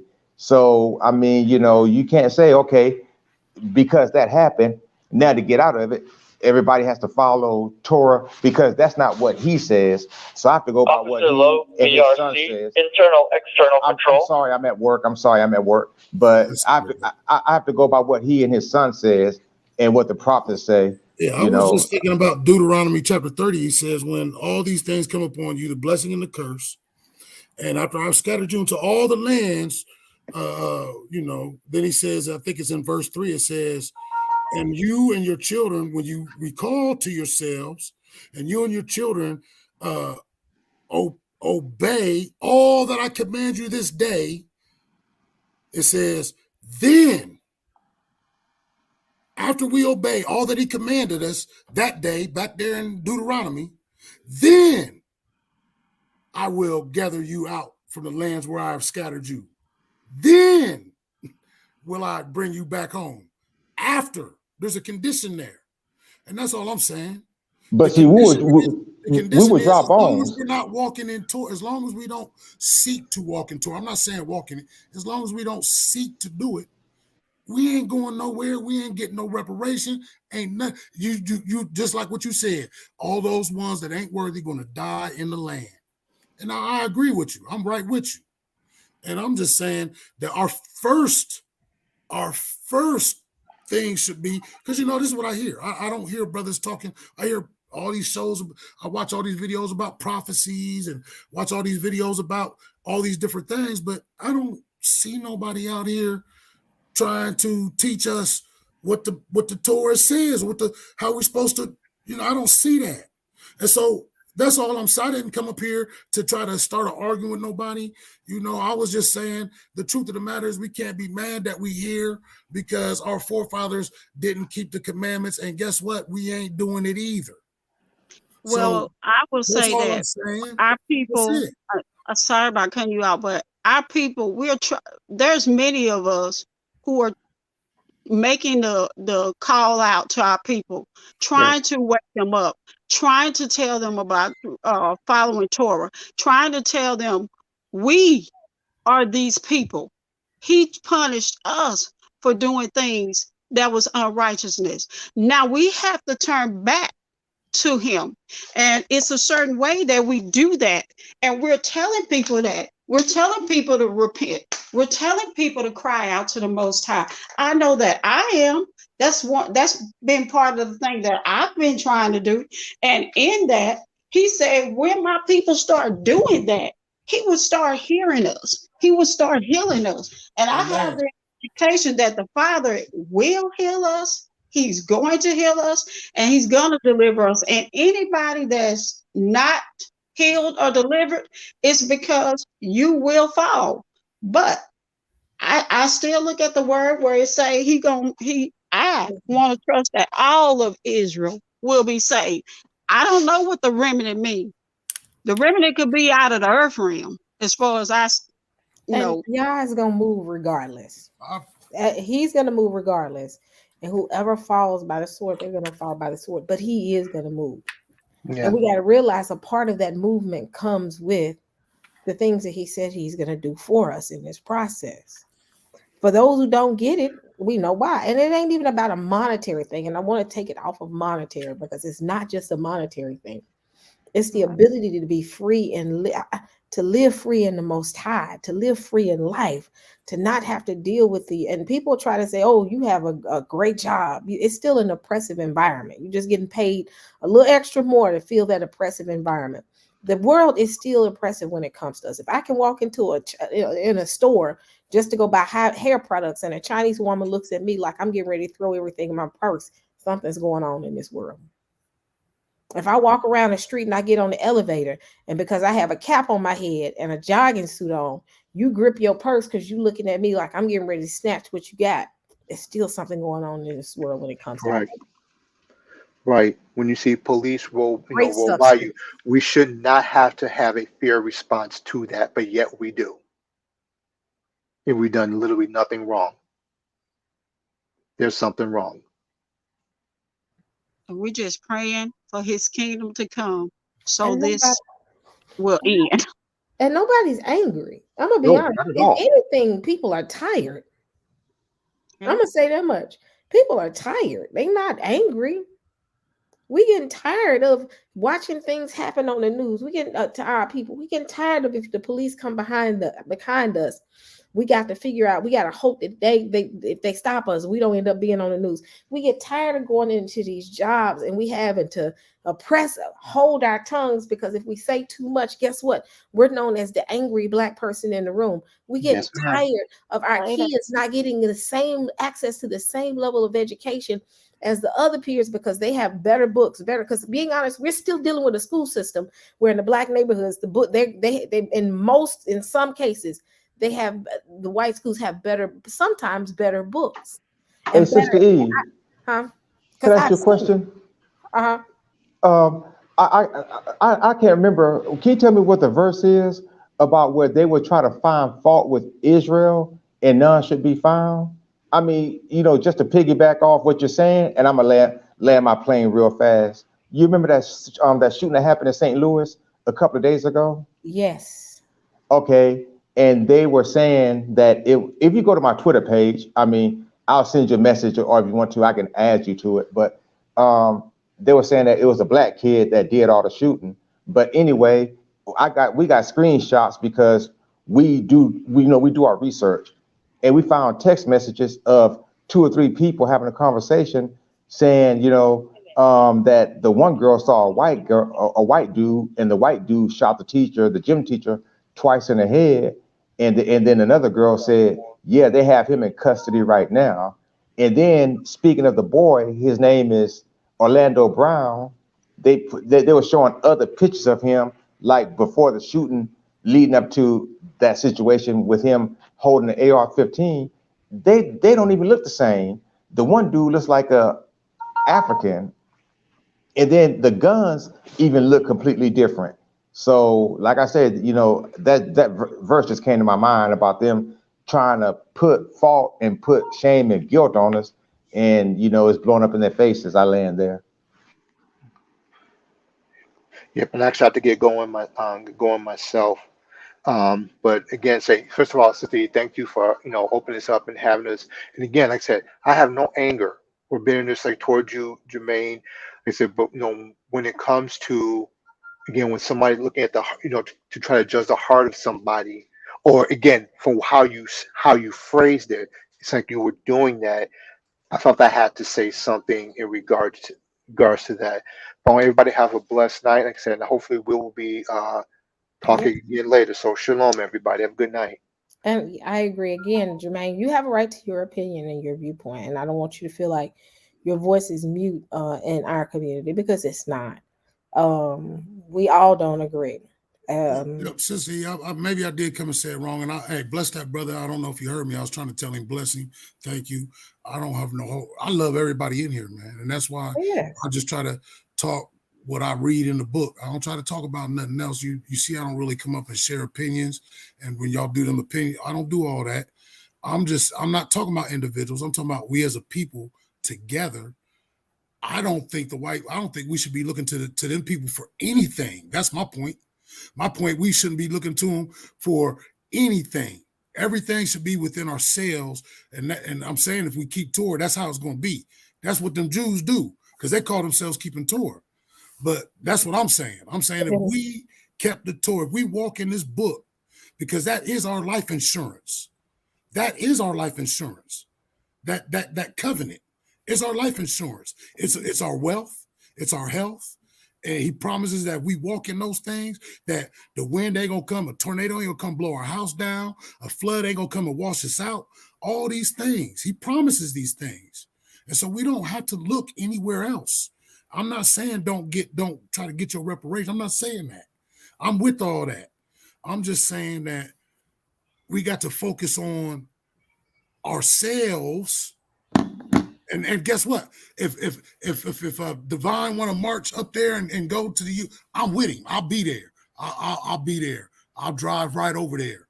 I'm doing that because I've heard Divine talk. I listen to him all the time. I've heard him talk about it all, and I'm with it. I am with all that. I just want us to understand that we don't need to look to them. If we do what we're supposed to do and come together as people, keeping the Torah the way it's supposed to be kept in the Holy Spirit, not in our own understanding, then all these things, that is our life insurance. That's our everything. That's he promises everything in there. We got promises coming to us. First, I want to thank everybody for the super chats. Bruce, thank you for the super chats. Rojo, thank you for the super chats. I hope I didn't miss anybody. I think I called out everybody for the super chats because I'm actually getting ready to close. I see what you're saying, though, Jermaine. I understand exactly what you're saying. You want to see us do right spiritually before we proceed to talk about the manifestation of the physical. I say that we can be able to do those things in parallel, and Most High is gonna judge who he's gonna judge ultimately. That does not mean that we, and I'm not saying you're saying that, but I'm just saying this. It doesn't mean that we shouldn't fight. We shouldn't say you owe us, because again, we got to change our language. We're not asking them to give us anything. Oh, sorry, I had to sneeze. We're telling them that you owe us, pay your debt. Like any other bill collector, we're collecting the debt of our ancestors. That's all it is. And Thank Brother you, Jermaine, sister. I would Shalom, like shalom. Peace. Brother Jermaine, if you're still on here, I just wanted to say all is well between us. I think that maybe you just have had a little problems with point getting across that you were trying to make, or could have been my misunderstanding. But we are all good. My thing is just loving Israel and us coming together as a family. But we are owed restitution. That's my thought. And thank you, Sister E, for having me on. Thank you. And I apologize, sister. I apologize to you, Sister E, the brothers that's up here. Maybe I did say it wrong. I honestly wasn't saying that you don't keep the Torah. I honestly wasn't saying Sister E don't. That's not what I was trying to get to. And I apologize if it sounded like that. You know, I got love for everybody in here. I love all y'all. You hear me out there, child? I love all y'all. And we love you too. And I promise you this, Sister E, I pray for you specifically every night, just like I do Zadok, just like I do Teo, just like I do Dante, all of y'all. I pray for y'all specifically by name every night. Our other sister over there in the islands, I pray for y'all, man, because I love y'all. So I just want you to know that. And we love you too, Jermaine. So you're more than welcome to come up here when we talking about the word. You won't be mistreated. You're more than welcome to come up here. You have a right to your voice and your opinion. And I agree with you. We do need to walk in the ways of the Most High and seek his face and seek him. He said, because that's what he says. Seek my face and turn from your wicked ways, and he'll hear from us then. So I agree with you. Thank you, Sister. Shalom. Peace and blessings to you. All right, family. I'm getting ready to go to bed. Thank you, everyone, for the super chats. Thank you so much for your support. Y'all kind of helped me a lot. This has blessed me today. And the past couple of days doing these things with you all have blessed me. So I just want to thank my family and tell y'all I love y'all. I love y'all so much. So thank you for your support and your time. And I will see y'all on tomorrow. I think that's it. I'm getting ready to go to bed. I'm out of it, y'all. I've hit a brick wall now. But y'all have an amazing evening. Get some rest. Some rest. I said rest. Rest. And I will see y'all on tomorrow or either sometime this week. Shalom.